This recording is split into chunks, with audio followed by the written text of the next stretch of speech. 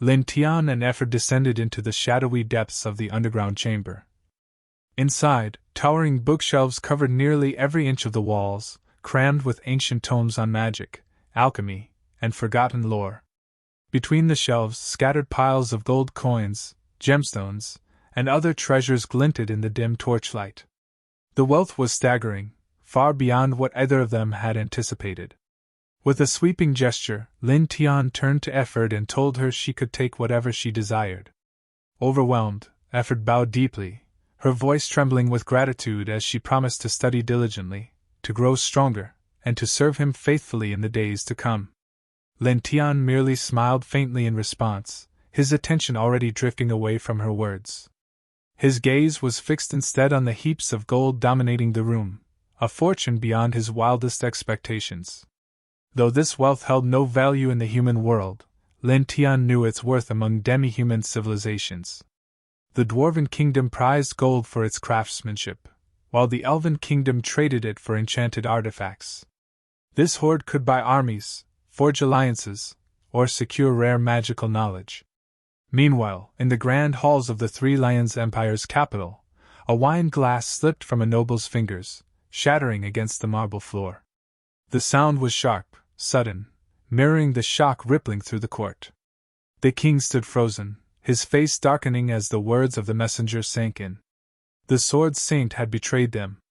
Alice, the kingdom's most revered warrior, the unshakable guardian of the realm, had joined the goblin army. Worse, she had slaughtered both soldiers and civilians without mercy.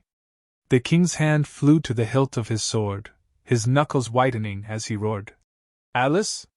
How could she turn against her own people? If even a single word of your report is false, I will have your head. Now speak again, is this the truth? The soldier before him trembled but did not waver. Every word is true, your majesty, he confirmed, his voice steady despite the fear in his eyes. The king staggered back, his mind reeling. All of this, over the death of one young goblin?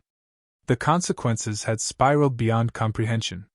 Before he could gather his thoughts, a mage burst into the room, robes in disarray, his face glistening with sweat as he gasped for air. Your Majesty, he cried. The city of Klingberg, it has fallen. He knelt and said. When the Goblin Legion attacked Klingberg, the mages fought desperately to defend it. Yet amid the chaos, Alice shattered their heavenly gate, then slaughtered thousands, soldiers and civilians alike, even the mages who had stood in her way. The news struck King Charles II like a hammer blow. Once a mighty and resolute ruler, he now sat frozen upon his throne, as if turned to stone. His mind reeled in disbelief. How could a noble and virtuous sword saint betray her own people to defend the interests of goblins? It was madness. Then, the shock gave way to fury. Charles II gasped, his rage boiling over. His heavy breaths echoed through the holy sanctuary like the roar of a lion consumed by wrath. You damned goblins! He thundered. Do you seek to destroy my empire? Do you truly believe you have the power to do so? Without hesitation, he issued his commands. Send word. Summon all ministers to the council. I will personally invite the Pope. With that, he strode from the chamber, his steps heavy yet regal. Before long, the royal council hall was filled with nobles, lords, and generals. The air was thick with tension, suffocating in its weight. Every man present already knew of Klingberg's fall. The king's voice was steel. Today is a day of mourning, one that must be etched into the annals of history. We must never forget this pain. Let it seep into our very bones. He paused, his gaze sweeping across the room. From this moment forward, we declare war on the goblin tribes. We will reclaim Ephra. The city of Klingberg shall rise again from the ashes. The hall erupted in a thunderous cry. War on the goblins! Reclaim Ephra! Rebuild Klingberg! But then, a deep, measured voice cut through the fervor. So this is why your Majesty summoned me. All eyes turned to the speaker. Yet you must also realize, the voice continued, that declaring war on the goblins is the same as declaring war on the Grand Tomb. The king met the speaker's perplexed gaze with unwavering resolve. There is not much time left, Charles II said. But before I die, I will leave behind a land of peace and stability for my people. The Grand Tomb is a looming catastrophe. It can no longer be allowed to exist. A heavy silence descended. The previous excitement withered, replaced by a gnawing dread. The Grand Tomb was no mere threat, it was a nightmare, its danger far surpassing that of the goblins. Every man in that hall understood, they must prepare to sacrifice everything. If they failed, the empire would be erased by monsters. Seeing the king's determination, even the Pope could not refuse. He rose and issued his own decree. Send word to all holy temples. Mobilize every force. Gather them at the heart of the empire. As the army began its preparations, the king's voice rang out once more, his eyes blazing with conviction. If God is with us, victory shall once again belong to the Three Lions Empire. Meanwhile, a host of goblins had returned from their raid, their ragged forms emerging from the depths of the Grand Tomb.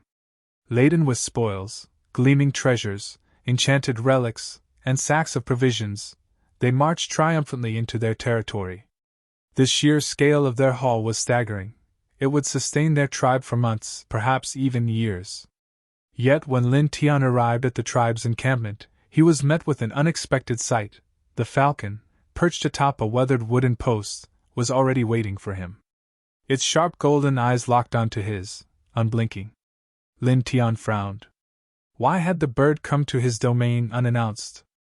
Before he could voice his thoughts, the falcon spoke. It explained that the honored ones had commanded it to retrieve him and bring him to the Grand Tomb. The creature assured him there was no danger, he need not worry. Though the summons took him by surprise, Lin Tian did not refuse. Without hesitation, he mounted his dragon, its obsidian scales glinting faintly in the dim light, and took to the skies alongside the falcon. Beneath them stretched a frozen wasteland, its icy plains cracked and lifeless. Or so it should have been. Yet, impossibly, the land below was blanketed in lush, verdant vegetation. Vines coiled around ancient ruins, and thick moss carpeted the earth, defying the bitter cold. Lin Tian's eyes narrowed. This shouldn't exist. Whose territory is this? Lin Tian called to the falcon, raising his voice over the howling wind. They seem to be thriving. The falcon's response was swift. The fortress below belonged to werewolves. Their king, it added, was a level 10 beast, a formidable power in these lands. Persecuted by the church, they had been driven into exile, forced to claim this cursed land as their sanctuary. Yet, the falcon clarified, they were not under the Grand Tomb's rule. Lin Tian's breath caught. Werewolves? He had not known such creatures existed in this world. The revelation sent his mind racing. If werewolves dwelled here, what other races lurked in the shadows? A memory surfaced, whispers of an ancient feud between werewolves and vampires. He made a silent vow to uncover the truth of it later. Their flight carried them onward, past the werewolf stronghold, until at last they descended upon a crumbling, desolate castle. Its once mighty walls were now skeletal remains, its towers reduced to jagged teeth of stone. Darkness clung to the ruins like a shroud. They had arrived. Lin Tian landed beside the falcon, his boots sinking slightly into the earth. A sickening crunch echoed beneath him, shattered bones, remnants of the dead scattered across the ground. With a firm command, he ordered his dragon to remain outside.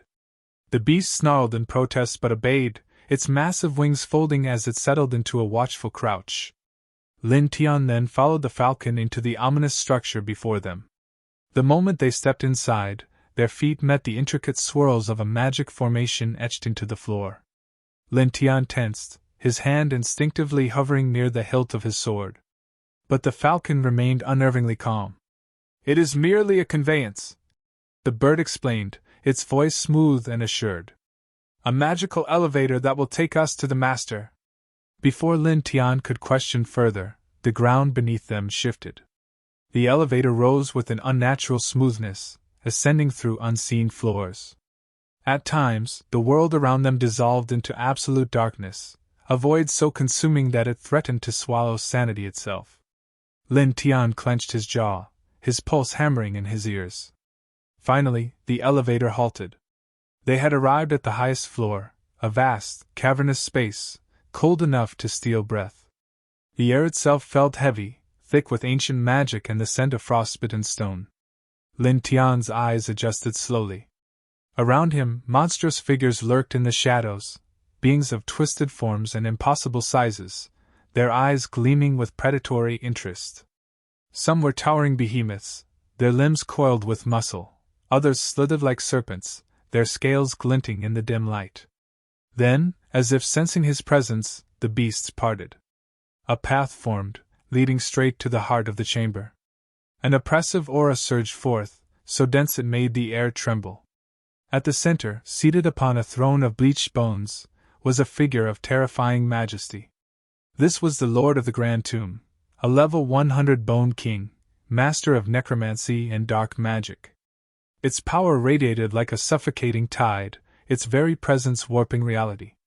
Lin Tian's lips twitched into a strained smile. Cold sweat trickled down his spine. How had humans ever defeated such a being? He wondered. How had they forced it into a treaty? Swallowing his fear, he dipped into a deep bow. "Good evening, O handsome and noble gentleman," he began, his voice dripping with exaggerated reverence. "Truly, a magnificent master!"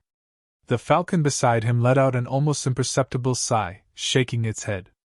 Lin Tian's words were far too casual, bordering on disrespect. The bird feared its companion had just signed his own death warrant. But before the Bone King could react, a soft chuckle rippled through the chamber. From the shadows beside the throne, a woman leaned forward, her lips curling in amusement. "Hey there, my friend," she said, her voice laced with mocking sweetness. "It seems you've misunderstood. Our lord is a woman." Lin Tian froze. The being seated upon the bone throne was not a king. It was a queen. The white bone queen studied him with an unreadable gaze before speaking again. "I've heard you conquered the city of Klingberg, and even recruited the Sword Saint into your tribe. These feats truly command my admiration."